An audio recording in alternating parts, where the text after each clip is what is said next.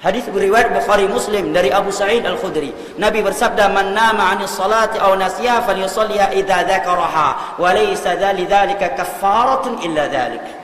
Barang siapa yang tertidur atau lupa, tertidur atau lupa dari salat, hendaknya dia salat langsung ketika dia ingat.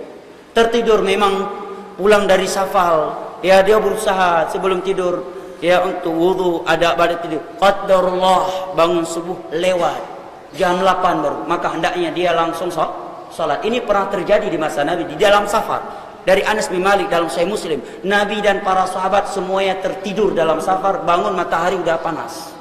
Maka Nabi memerintahkan Bilal memandangkan adzan. Setelah itu Nabi dan para sahabat salat sunnah fajar 2 rakaat. Setelah itu Bilal memandangkan iqamah. Setelah itu mereka melakukan salat subuh berjamaah. Jelas ya? Atau lupa, ya lupa mungkin banyak kali masalah, ya banyak sekali masalah. Selesai sholat zuhur baru ingat, masya Allah subuh tadi enggak sholat, lupa. Kalau ditanya kenapa lupa, ya namanya lupa. Kok ditanya lagi kenapa lupa, ya maka langsung dia sholat. Jangan tunggu subuh lagi. Sebagian orang kalau tertidur dari sholat subuh, kapan dia lakukan? Dia tunggu subuh besoknya. Selesai sholat subuh itu baru dia qadha subuh yang kemarin. Ini kekeliruan. Nabi mengatakan fal yusalliha, hendaknya dia segera, fa li ta'qib, menunjukkan segera, tidak ada waktu jeda selain dari aktivitas itu. Jelas ya? Jadi enggak nunggu subuh, langsung ketika dia ingat, langsung ketika dia bangun. Lalu bagaimana dengan orang di malam suka begadang, subuh selalu terlambat, tertidur dia subuh jam 8 baru bangun, jam 7 baru bangun, atau paling telat biasanya orang bangun jam berapa? Biasanya kalau dia terbangun sholat subuh telat, udah di luar waktunya. Jam berapa biasanya? Hah? Jam berapa? Nggak ada ya? Masya Allah, alhamdulillah.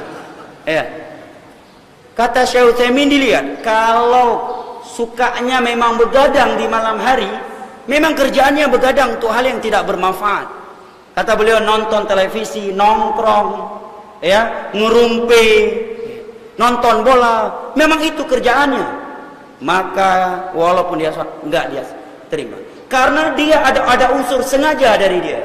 Kata Syekh Utsaimin, dia bisa pesan kepada orang sebelum tidur, tolong bangunkan saya. Ada alarm, ya. Kalau dia punya keluarga, ada apa? Oh saya jomblo, nggak ada keluarga, nggak ada alarm. Siapa nyuruh nongkrong di malam hari? Siapa nyuruh nonton bola di malam hari? Nabi dikatakan oleh Bara' bin Azib, ya, kana yakrun nauma qablaha. Nabi benci tidur sebelum Isya. Wal haditha ba'daha, dan bincang-bincang setelah salat Isya tanpa manfaat. Tanpa manfaat. Maka usahakan kalau menongkrong pada Isya ada pembahasan yang bermanfaat buat dunia atau akhirat, bukan sekedar cengar-cengir, ketawa-ketiwi. Itu tidak disukai oleh Rasulullah sallallahu alaihi wasallam. Sekali lagi ya jamaah, masalah salat bukan masalah kecil, masalah besar. Bahkan ada sebagian ulama salaf, ya tidak saya bacakan dalam kitab Al-Muntaqa, menyebutkan bahwa satu kali salat, ada yang berpendapat satu kali salat dia enggak salat dengan sengaja, penggal lehernya. Sebagian ulama salaf, masalah besar salat ini dalam Islam. Nabi pernah menggendong Thumamah bintu Zainab, anak kecil, cucu beliau. Beliau sholat menggendongnya. Pendidikan untuk sholat. Umur 10 tahun Nabi perintahkan sholat. Ya.